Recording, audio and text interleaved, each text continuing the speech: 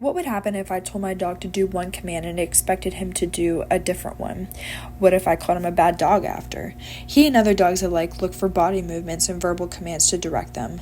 If my directions are off, inconsistent, and confusing, it can lead them to be sad.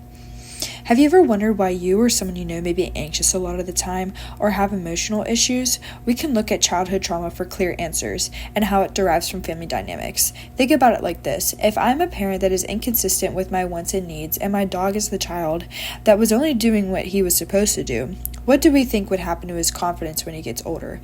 Would he be able to trust others in adulthood? This could lead us to better understand each other and ourselves, rather than just dismissing our emotions. Well, let's dive into this. Play therapy is a tactic in which either a therapist or parent plays with a child in a room full of toys. In this research project, Green and Merrick are psychologists that specialize in play therapy, specifically for children with trauma.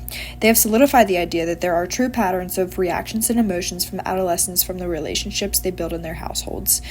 They use their interactions with children to, 1, determine a level of severity and distress the child experiences in the setting, and 2, where the trigger points in their lives come from. In a couple and family counseling research by Stanton and Welsh, there is almost always more than one factor that goes into feelings, processing, and trauma. For example, if someone's mom were to suddenly pass away and the dad dismissed it as a discussion for later, the child has no way of processing the loss of their mom.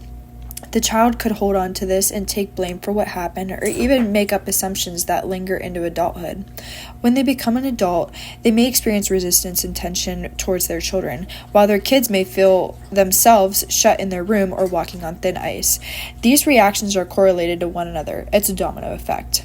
When the words childhood trauma is brought up, many run to the parents for answers. For instance, little Sarah's projecting anger and violence towards her classmates. Her anger derived from the name-calling from her school bullies. This shows that more than one factor can cross over into another, proving that parental status and household environments are not the only factor that can determine the level of intimacy, trust, and conflict there is in their future relationships. You might be left with asking, does this change?